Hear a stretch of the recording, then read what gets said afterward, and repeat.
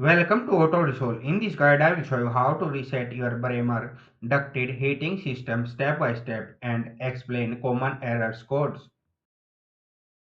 Step 1.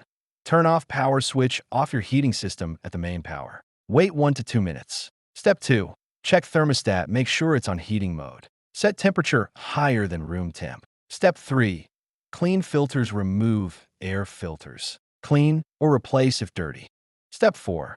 Find reset button, open the unit panel. Look for the reset button on the control board. Step 5.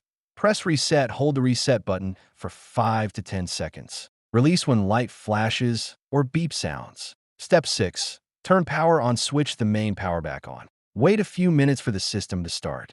Step 7. Test heating, set thermostat to heating. Check if warm air comes out. Step 8. Check error codes E1. Ignition fail E2. Flame fail E3. Fan problem E4. Overheating.